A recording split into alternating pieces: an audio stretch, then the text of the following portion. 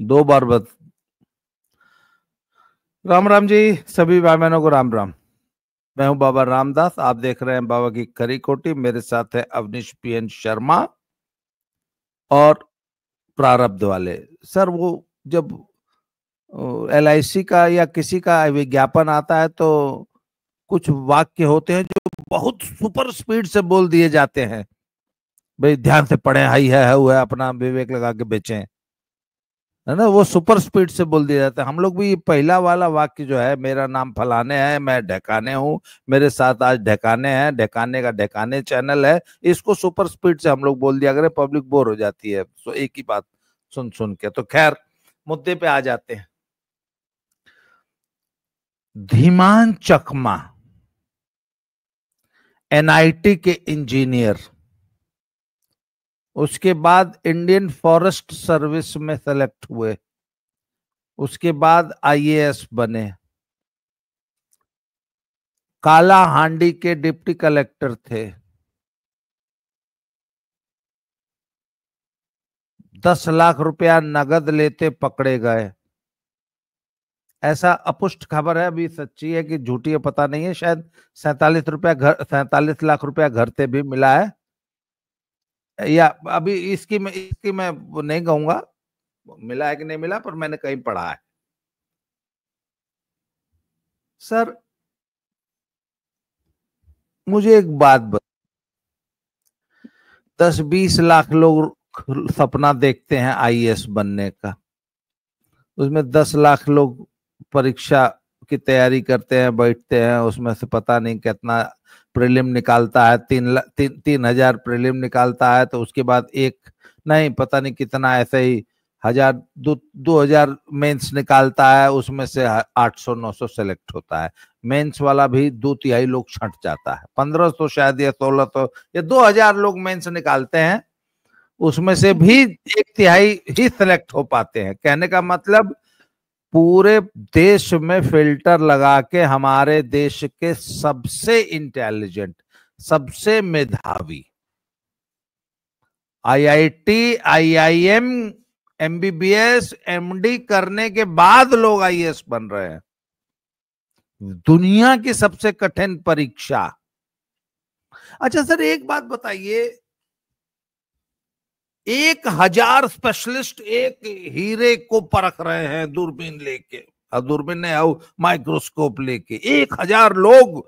तुम देखो जी, हाँ तुम देखो, अरे सर 24 कैरेट हीरा है, हम लोग हीरा छांट के लिए है। वो साला कोयला काहे निकल जाता है? ये एक सवाल पूछा जाना चाहिए कि नहीं? अच्छा, IAS में से पैसा, हराम का पैसा, घूस का पैसा और हराम की पावर, जनता पर शोषण करने की, जिले का मालिक हो जाने की असीमित पावर, अगर ये 2 फैक्टर निकाल दिया जाए, तब भी क्या लोग इस नौकरी के पीछे अपना जीवन गलाएंगे इसकी तैयारी में? और जिसको 1,000 जौहरियों ने 24 कैरेट हीरा डिक्लेयर किया था, वो कोयला क्यों निकल जाता है? एक था ना, वो कोई गोस्वामी था, MBBS MD डॉक्टर था, और बहुत चैंपियन वो, उसका टाइम्स मैगजीन में उसका फोटो छपा था। कौन गोस्वामी था वो? फिर बाद में जो है पकड़ा गया, फिर पैनक्रियास के कैंसर से मर भी गया, जेल जुल भी गया था। कौन गोस्वामी? IAS था, पटना का DM भी रहा था, बहुत ग्लोरीफाइड, बहुत उसका नाम था, ईमानदारी में नाम था। तो सर, ये हमारे हीरे कोयला क्यों बन जाते हैं? ये सोचने वाली बात नहीं। या उनके लिए जो आज लाखों मुखर्जी नगर और न्यू राजेंद्र नगर में जो अपना जीवन गला रहे हैं, उनसे भी ये सवाल पूछा जाना चाहिए कि है हराम का पैसा ना मिली या पावर ना मिली, अब भी IAS बनना है तुमको? जी ठीक। बाबा जी, आपने कहा कि जो हीरे हैं वो कोयला क्यों बन जा रहे हैं, ठीक है, उस पर बाद में आएंगे। जरा कोयलों की बात कर लेते हैं, इससे आपको ये मानसिकता पता चल जाएगी। फिर हम ISG लोगों की और जो क्लास 1 सर्विसेज हैं उस पर भी आ जाएंगे। जरा कोयलों की बात करें। पिछले एक महीना, केवल एक महीने में सरकारी नौकरी करने वाले कितने ऐसे क्लर्क जिनके यहां से करोड़ों अरबों की नगदी मिली है, संपत्तियां मिली हैं, वो क्लर्क, कोयला। चलिए, कितने तहसीलदार, उप तहसीलदार, अमीन, लेखपाल जिनके यहां से इस तरह की अवैध संपत्तियां मिली हैं। और तो और छोड़िए, पुलिस का एक साधारण सा कांस्टेबल, उसके पास कितनी संपत्तियां मिली हैं। आरटीओ विभाग का एक क्लर्क मध्य प्रदेश का, दर्शक रिलेट कर रहे होंगे, मात्र 2 महीने, 1 महीने से 2 महीने का दायरा बढ़ा लीजिए तो आपको सरकारी नौकरियां कर रहे इन तमाम कोयले, जिसमें कांस्टेबल शामिल है, जिसमें कोई लेखपाल शामिल है, जिसमें कोई क्लर्क शामिल है स्वास्थ्य विभाग का, परिवहन का, इधर का उधर का, करोड़ों की नकदी रख के उसको गाड़ी जो है वो जंगल में छोड़नी पड़ती है। ये तो कोयलों की स्थिति है सर। अब आ जाते हैं हीरों पर। उत्तर प्रदेश में 90 के दशक में आईएएस एसोसिएशन ने एक बड़ा अनूठा काम किया था। यूपी आईएएस एसोसिएशन ने एक बड़ा शानदार काम किया था। उन्होंने गुप्त मतदान कराया था आईएएस एसोसिएशन के बीच में, जिसमें सारे प्रदेश के आईएएस आके वोट दिए थे। और जानते हैं किस बात के लिए मतदान हुआ था? उत्तर प्रदेश का सबसे भ्रष्टतम आईएएस कौन सेलेक्ट हुआ था? कौन को? बाबू साहब, अखंड प्रताप सिंह साहब, स्वर्गीय अखंड प्रताप सिंह साहब, जो कि उत्तर प्रदेश के चमचमाते हुए आईएएस, उनके नाम के आगे पोस्ट पर AKH जो है उसको हटा के L रख कर देना चाहिए। तो आईएएस एसोसिएशन ने जब चुना, आईएएस एसोसिएशन को ही ये कर देना चाहिए था। उनके नाम के आगे AKH को ऐसे काट के उसके ऊपर कैपिटल L लिख देते। प्रताप सिंह। खैर, आपको निराश होना पड़ेगा। आईएएस एसोसिएशन ने ऐसा कुछ नहीं किया, बल्कि बाबू साहब ने शानदार तरीके से अपनी नौकरी पूरी की, रिटायर हुए, गोमती नगर में आलीशान बंगला, और अब ईश्वर के पास। अच्छा, कोयले से लेके हीरे तक, हाँ, कोयले से लेके हीरे तक स्थिति ये है। अब इसमें कॉमन क्या है सर? ये जो कोयले से लेके, यानी कांस्टेबल से लेके और आईएएस तक की जो स्थिति है, ये मिलते एक दुकान पर हैं, जिसको कहा जाता है सरकारी नौकरी की दुकान, गवर्नमेंट सर्विस। उसी दुकान पर ये कोयला भी मिल रहा है, उसी दुकान पर ये हीरा भी मिल रहा है। धीमन चकमा, आप सोचिए, एक एसटी आदिवासी वर्ग से आने वाला ये लड़का, उदयमान लड़का, नॉर्थ ईस्ट में चकमा शरणार्थी बहुत सारे दर्शक जानते होंगे। हाँ, याद है। मेघालय और त्रिपुरा, नागालैंड, इसके अलावा अरुणाचल में भी चकमा पाए जाते हैं, बर्मा में बहुत ज्यादा चकमा पाए जाते हैं। वो चकमा जब शेड्यूल ट्राइब कैटेगरी में आते हैं, मैंने वही कहा, शेड्यूल ट्राइब, आदिवासी कैटेगरी में आते हैं। और ये उदयमान लड़का निश्चित रूप से अपने अभाव में जिया होगा, चकमा वर्ग से आता है, वहां किसी गांव से निकला होगा, सरकारी स्कूल में पढ़ा होगा। आप इसकी बायोग्राफी में चले जाइएगा तो आपको यही मिलेगा। और वहां से वो निकल के आता है, इंजीनियरिंग में जाता है, उसके बाद प्रशासनिक सेवा में आ जाता है, उड़ीसा कैडर का बनता है, 20 लाख रुपए घूस मांगता है, 10 लाख रुपए लेता हुआ पकड़ा जाता है। सर, ये लड़का यहां तक क्यों पहुंचा, या एक कांस्टेबल यहां तक क्यों पहुंचा? सर, मैं लखनऊ में रहता हूं, आपको पता है यहां एक प्रजाति पाई जाती है जिसको कहा जाता है यूडीसी और एलडीसी, अपर डिविजनल क्लर्क और लोअर डिविजनल क्लर्क। इसी के साथ एक वर्ग और होता है जिसका नाम है समीक्षा अधिकारी। वो होता है क्लर्क, लेकिन नाम के आगे लिखा होता है समीक्षा अधिकारी। सर, अगर वर्मा जी की घर में गाड़ी खड़ी है तो शर्मा जी की पत्नी बोले वर्मा तुम्हारे साथ ही नौकरी शुरू किया था। दूसरा, माँ, यार पप्पू के बेटे ने तुम्हारे साथ ही नौकरी शुरू की थी। ये मैं नौकरी पा जाने के बाद कह रहा हूं, सरकारी नौकरी पा जाने के बाद ये मैं कह रहा हूं। और तो और छोड़िए साहब, प्राइमरी स्कूल का मास्टर अगर हेडमास्टर है तो उसको उसके घर वाले कहते हैं यार गजब है, फलाने स्कूल में उस ब्लॉक पर तैनात है वो उनकी मेहरारू या उनका आदमी, और वो एमडीएम से जो है 8,000 रुपये महीना बचा के ले आता है, तुम क्या उखाड़ते हो? सर ये चकमा क्या 20 लाख रुपया खा जाएगा? आप बताइए मुझे। मैं उन क्षेत्रों में रहा हूं, ऐसे दोने में चावल और चावल के ऊपर पोर्क और थोड़ा सा चोखा और इधर उधर का सलाद और टमाटर लेके खाते हैं। ये उनका गरीबी नहीं है, ये उनकी जीवन शैली है। ये लड़का क्या 20 लाख रुपए की नकदी ऐसे चबा के खा लेता और पानी पी लेता? नहीं ना।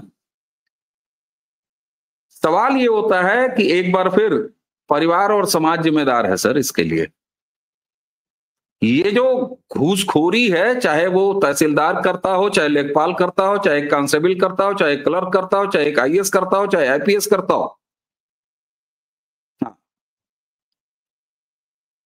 दो किस्म के लड़के हैं इस देश में। हाँ, एक जो है बहुत, उसका बाप उसको बहुत होनहार समझता है, या इवन इंजीनियरिंग कर लिया है आईआईटी से, ऐसे उसे आईआईएम से, और जाके मुखर्जी नगर और वहां तैयारी कर रहा है, उसको आईएएस बनना है। दो, एक तो ये वर्ग है, इनकी संख्या लाखों में है। एक और है जिसको आज तक कभी पीटी शू नसीब नहीं हुआ। वो गांव की सड़कों पे नंगे पैर दौड़ता है। उसका जीवन में सिर्फ एक ही सपना है, सेना में जाना, किसी तरह सेना में या पुलिस की भर्ती निकाल लें जिससे बाप की गरीबी दूर हो जाए।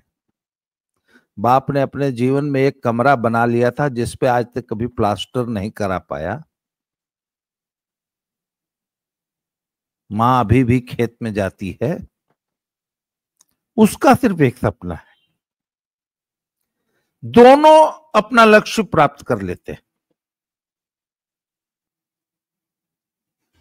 दोनों लाखों में एक होके सेलेक्ट होते हैं।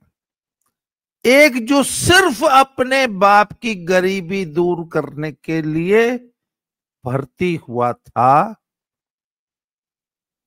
और किसी तरह दहेज मिल जाए, दहेज भी एक बहुत बड़ा आकर्षण है, अच्छी शादी हो जाए, चलिए उसको ऐसे कह देते हैं। उसके लिए 5-7 लाख रुपया देने तक को तैयार है, खरीदने को। दूसरे का हक मार के भी नौकरी ले लेगा, 1 बीघा बेच देगा। वो लड़का जिसके अंदर कोई देश प्रेम या जज्बा या कुछ नहीं है, वो जब फौज में भर्ती हो जाता है और जब उसको बॉर्डर पे तैनात कर देते हैं, तो मैंने एक दिन एक फौजी से पूछा था कि अबे ऐसा कौन सा जज्बा होता है जो तुम लोगों को उस सामने से आ रहे एलएमजी के बर्स्ट और हॉवित्जर तोप के गोलों में भी भागने नहीं देता? तो कहते सर उस वक्त ना रेजिमेंटें लड़ रही होती हैं, तो रेजिमेंट का एक नारा होता है, हर रेजिमेंट का एक नारा होता है, और रेजिमेंट की इज्जत का सवाल होता है। कारगिल में गार्ड्स रेजिमेंट लड़ रही थी, शायद तोलोलिंग हाइट थी या कौन सी हाइट थी मैं भूल गया हूं, 1.5 महीने से लड़ रही थी, तोलोलिंग कैप्चर नहीं हो पा रही थी, तो बैटल फटीग हो जाती है। तो कमांडर ने बोला कि एक काम करो, गार्ड्स को नीचे उतार लो और राजपुताना को लाओ। तो गार्ड्स वाले बहुत छटपटाए थे, नहीं सर, नहीं सर, एक मौका और, सर एक मौका और, सर एक मौका और सर मैं बहुत भावुक हो जाता हूं। एक रात में 117 लड़के मरे थे। मुझे याद है कर्नल जोशी थे शायद, कर्नल जोशी, नहीं, कर्नल जोशी, वो राजपूताना रेजिमेंट के सीओ थे। सुबह उन्होंने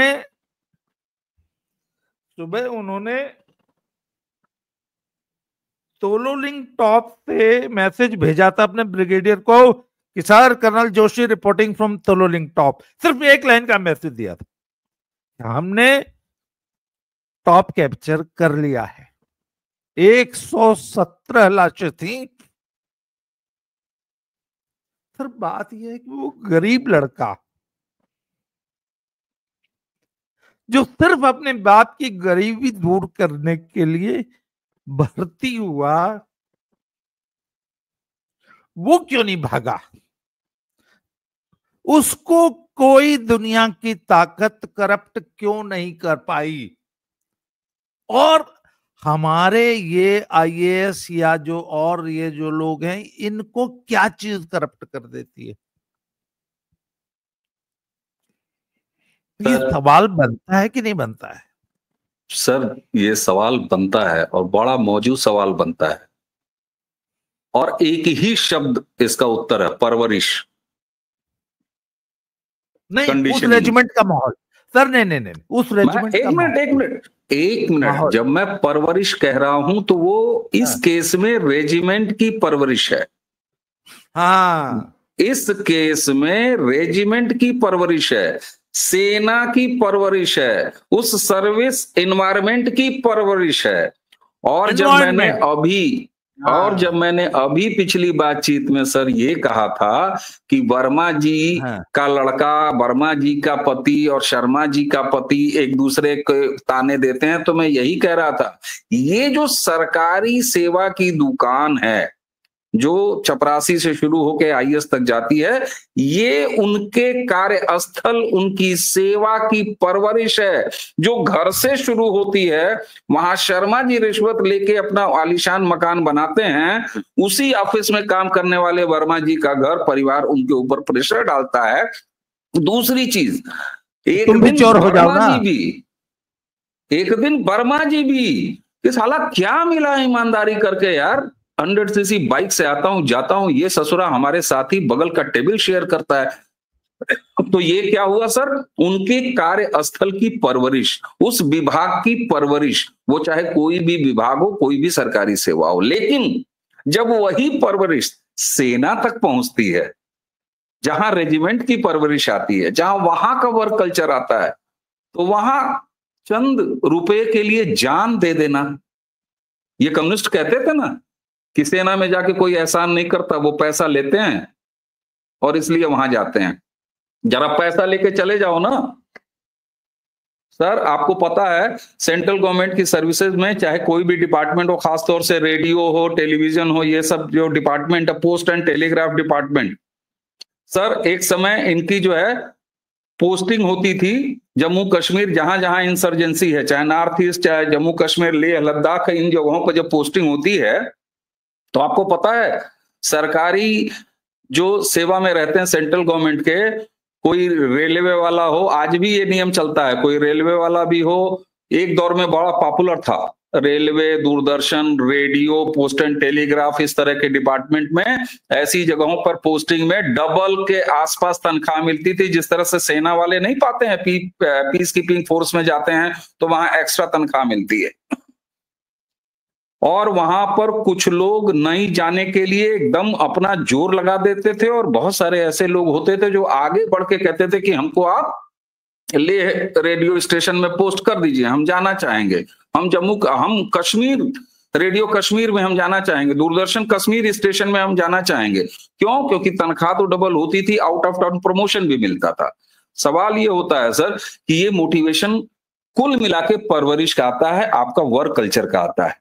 आप ये बताइए, यही बच्चे हैं, एक ही घर का दो भाई, एक जाके सरकार में यूडीसी या एलडीसी हो जाता है, या समीक्षा अधिकारी हो जाता है, या मैं कहता हूं चलिए बिजली का कोई इंजीनियर हो जाता है, इरिगेशन का कोई इंजीनियर हो जाता है, दूसरा वाला सॉफ्टवेयर प्रोफेशनल हो जाता है, जाके बंगलौर में नौकरी करता है, तनख्वाह वो 2 लाख पाता है, ये तनख्वाह 1 लाख पाता है, लेकिन महीने में ये 10 लाख रुपए घूस कमाता है, और वो तो अपने ईमानदारी की नौकरी करता है। ये कहां से आता है सर?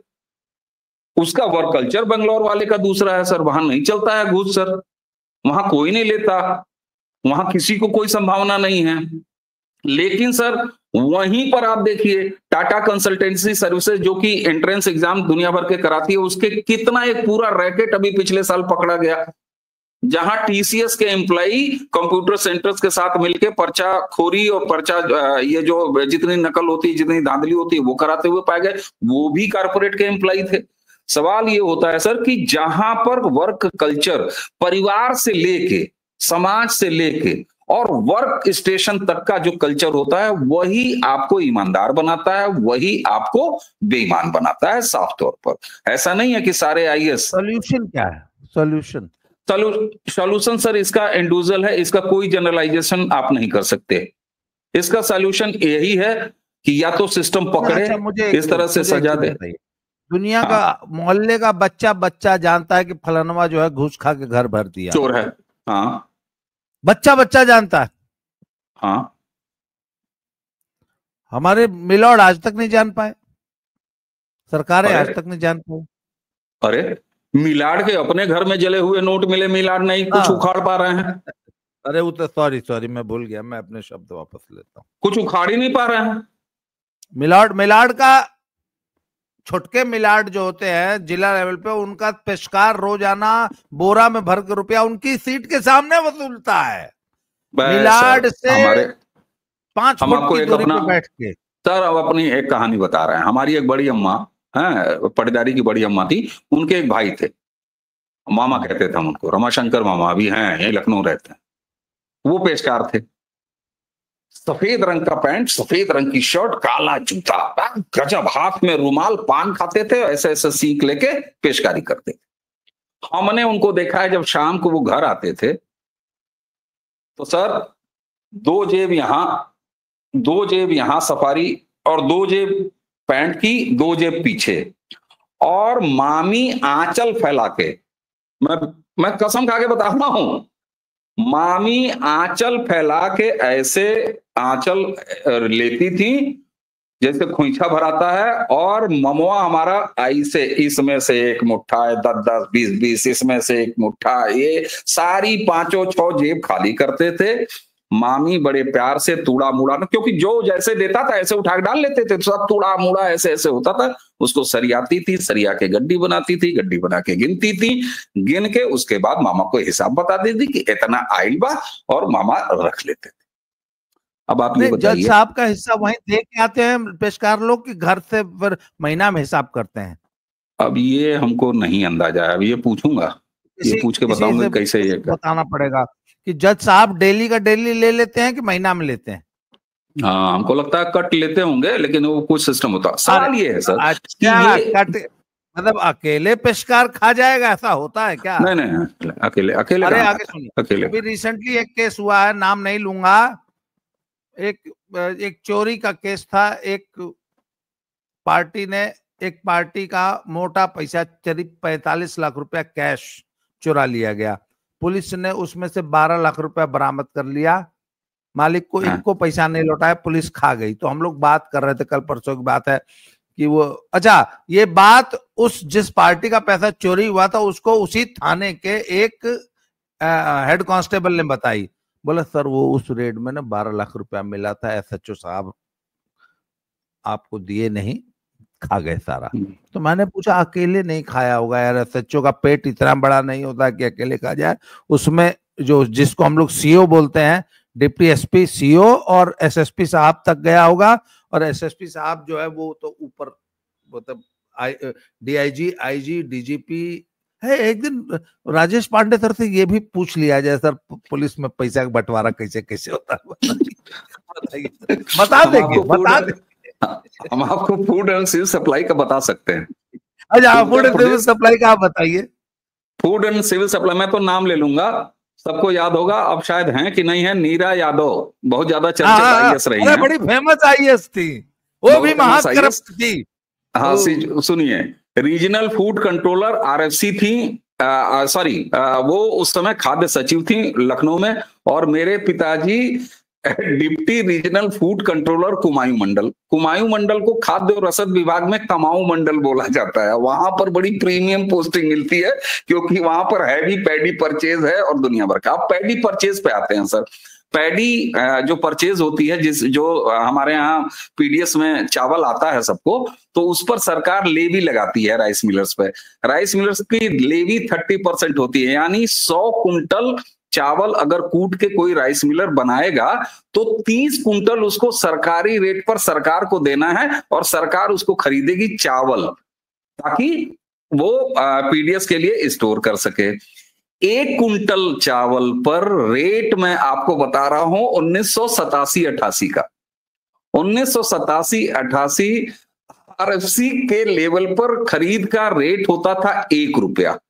1 रुपया प्रति कुंटल कट। वहां का सीनियर मार्केटिंग इंस्पेक्टर जो कि पैडी परचेज करता था, सीनियर मार्केटिंग इंस्पेक्टर को 1 रुपया मिलता था। मान लीजिए 10 लाख कुंटल खरीदा गया तो 10 लाख रुपए सीनियर मार्केटिंग इंस्पेक्टर के पास आता था। सीनियर मार्केटिंग इंस्पेक्टर उसमें से 50 पैसा खुद रखता था। 5 लाख रुपया उसका होता था। उसको किसको अपने 5 लाख रुपए में से संभालना होता था? 50 पैसे में 10 पैसा वो देता था आरएमओ को, रीजनल मार्केटिंग ऑफिसर को। 10 पैसा वो देता था डिप्टी रीजनल मार्केटिंग ऑफिसर, जिसको डिप्टी आरएमओ बोला जाता था। ये हो गया मंडल लेवल का। अब उसके बाद वो 50 पैसा कहां जाता था? 50 पैसा वो देता था रीजनल फूड कंट्रोलर को, आरएफसी को। आरएफसी 50 पैसे में से 25 पैसा अपने पास रखता था और 25 पैसा आता था नीरा यादव को, खाद्य सचिव। नीरा यादव की एक स्टाइल थी सर, गांधी झोला ऐसे लटका के चलती थी।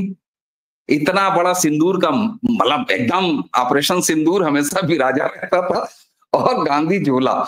और जब उनको वसूली करनी होती थी तो मैडम लखनऊ से एम्बेसडर कार से चलती थी और ये गजरौला और बरेली वाला मार्ग पकड़ती थी, और यहीं से पैडी परचेज शुरू हो जाती है, तराई शुरू हो जाता है। तो फिर भाई साहब पता चला सीतापुर, मैलानी, लखीमपुर, बहेड़ी, बरेली, भोजीपुरा करते करते मैडम पहुंची हल्द्वानी। हल्द्वानी से मैडम सीधे जाती थी नैनीताल। नैनीताल में बोट क्लब के गेस्ट हाउस में वो रहती थी। सारे लोग वहां इकट्ठा होते थे और उसी गांधी झोले में 25 पैसा पर कुंटल 1 कुंटल चावल का, ये और शानदार सिस्टम सर। इसमें कहीं बेईमानी नहीं होती थी, 1 पैसे की बेईमानी धंधे पे भरोसा करते थे। बेईमानी का धंधा होता बड़ी ईमानदारी से, ये मानना पड़ेगा सर। उसमें कोई फर्जी नोट नहीं लगाता, एक चीज ये भी जान लीजिए। और तो फर्जी नोट तो छोड़ दीजिए, फर्जी नोट छोड़ दीजिए, जरा सा गला कटा नोट भी खपा दिया जाता है ना ऐसे मामलों में ना, बड़े आराम से खपाया जा सकता है, लेकिन ना, किसी घूस के पैसे में कोई सड़ा गला नोट भी नहीं देता था। एक बार वीडियो वायरल हुआ था जिसमें आईजी साहब किसी डाक बंगले में जाके गए हुए और सब लोग, पता नहीं एसएचओ और डिप्टी एसपी और सब लोग मिलने आ रहा है, तो आईजी साहब खटाक से जो है पैसा रख लेते हैं, वो भी था। और पता नहीं वहां किसी ने कैमरा लगा दिया, वो भी आपको याद होगा। एक बार एक वीडियो लिफाफा उठा के ओडिसी में कट से, ओडिसिया खुली हुई थी, लिफाफा आता था ओडिसी में सरका के फिर ओडिसिया बंद कर देते थे। अच्छा आगे और सुनिए, पंजाब का सिस्टम बताता हूँ। पंजाब में दिवाली देने का कल्चर है। पंजाब में हर बड़ा बिजनेसमैन, बड़ा उद्योगपति, बड़ा पूंजीपति वो दिवाली पहुंचाता है। दिवाली में मिठाई का डब्बा और साथ में, तो मैंने एक दिन पूछा था कि वो दिवाली के साथ क्या दिया जाता है, बोले depending upon the post, chief secretary तक। तो सोने के बिस्कुट से लेके, गिन्नी से लेके, लिफाफे से लेके सब कुछ 50,000 से 1 लाख 2 लाख रुपया तक होता है उसके साथ। और एक दीपावली पे एक बड़ा अफसर जो है, जो अच्छा अफसर है, वो करोड़ों रुपया तक भी जो है दिवाली पा जाता है। बहुत आराम से। अच्छा, अभी एक किस्सा और सुना के आज का समापन करेंगे। अभी ऑपरेशन सिंदूर की बात है। हमारे एक मित्र जो है एक जिला अधिकारी के पास गए, तो थोड़े यार दोस्त टाइप हैं जिला अधिकारी महोदय। तो वहां गए तो थोड़े दिन बाद, 10 मिनट बाद 12-14 ठो सरकारी कर्मचारी एकदम मुजरिमों की तरह ऐसे गर्दन नीची करके हाजिर हुए। तो सबको शो कॉज दे रखा था डीएम साहब ने, सबको। तो सब आए थे माफी मांगने, गिड़गिड़ाने, सॉरी सर गलती हो गई, गलती हो गई, गलती हो गई। बोला नहीं साला कोई गलती नहीं, तुम सबको सस्पेंड करूंगा। तो खैर सॉरी सॉरी बोल के सब जब गए तो ये मित्र पूछे कि अरे क्या बात है, सब का है? बोला अरे सालों का अगर सोशल मीडिया अकाउंट देख लोगे ना तो भारत माता की जय और वंदे मातरम से भरा हुआ है। बोले फिर? बोला ऑपरेशन सिंदूर में ज्यों ड्रोन आने शुरू हुए, साले बिना छुट्टी के सब भाग गए। कोई बिहार गया, कोई तेलंगाना गया, ड्यूटी छोड़ के बिना छुट्टी के भाग गए। जबकि हमने कहा था कोई साला स्टेशन नहीं छोड़ेगा, इमरजेंसी है। कहते पूरा डिपार्टमेंट खाली। कहता मैं जिला अधिकारी, युद्ध की स्थिति है, साला कल को कोई स्थिति कैसे जिला चलाऊंगा? पता लगा जिला गायब। फेसबुक पे लिखे भारत माता की जय और तुरंत स्टेशन केंद्रीय विभाग के कर्मचारी थे, एक नाम नहीं लूंगा। तो बोला साला बताओ यहाँ युद्ध लगा है, मैं बॉर्डर जिले का डीएम हूँ, इस साला लोग भाग गए नौकरी छोड़ के।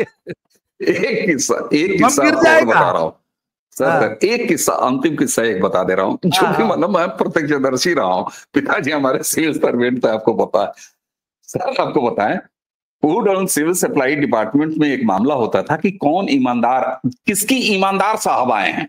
अरे बड़े ऑनेस्ट साहब आए हैं। जानते हैं क्या? मंडी से जो फिक्स है बंधा हुआ, जो कि व्यापार मंडल वो दे देता है लाके अध्यक्ष। राइस मिल एसोसिएशन का जो चेयरमैन है, अध्यक्ष है, वो जो बंधा हुआ पैसा दे देता है। जितने टोल वो चेक नाके हैं वहां के जितने जिम्मेदार हैं वो लाके दे देते हैं। और साहब के घर का अगर परिवार के साथ रहते हैं तो बड़ा, और नहीं अकेले रहते हैं तो राशन जो है वो मंडी से जो आ जाता है, गेहूं और ये वो चावल, देशी घी, दिस दैट, फ्रूट, मेवा, ये चलाता है। और जो साहब के यहाँ चौकीदार, जो ऑफिशियल चौकीदार है, जो घर पे खाना बनाता है, उसके जेब में 1000-1500 सब्जी का पूरे महीने का वो एक कोई आदमी डाल जाता है। इसके अलावा साहब हंटिंग पर नहीं निकलते हैं। चलो जीप निकालो, आज 4 जगह चेक करेगा, छापा मारेगा। अगर साहब ऐसा नहीं करते हैं तो वो इस बात के लिए चर्चित होते थे कि बड़े ईमानदार साहब आए हैं, घर से ऑफिस से कहीं निकलते नहीं है। जो बाधा हुआ है वो चला जाता है। एक अधिकारी जब ट्रांसफर होकर दूसरा जगह जाता है तो जो नया आता है उसको जब चार्ज हैंडओवर करता है तो ये सब भी हैंडओवर करता है कि फलानी जगह से इतना आता है, फलानी से। सर असली यही चार्ज हैंडओवर होता है, सुन लीजिए। बाकी तो मातहत हैंडओवर करते हैं, कैठो स्टूल है, कैठो टार्च है, कैठो टाटपट्टी है, कितना बारदाना रखा है, ये तो क्लर्क आपस में करते हैं, चार्ज देते हैं। असली चार्ज यही होता है कि किराना मंडी से इतना आता है, बालू मंडी से इतना आता है, फलाने से इतना आता है, राइस मिल से इतना आता है, गाड़ी चाहिए तो पहुंचाने वाला आदमी हाई है, पहुंचाने वाला आदमी ये है।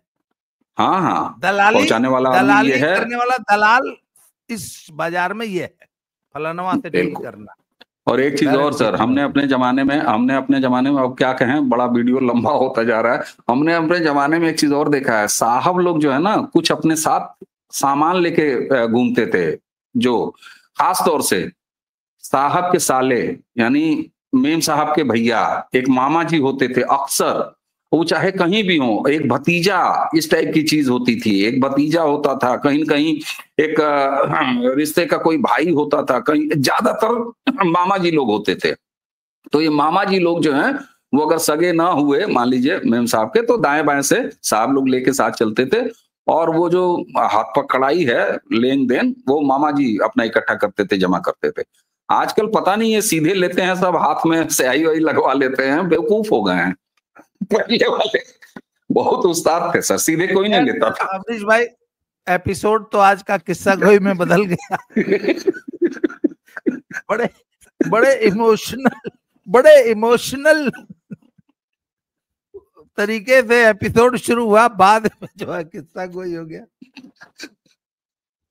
चलिए सर, आज का बेचारे वो बेचारा चकमा का हम लोग PR कर डाले।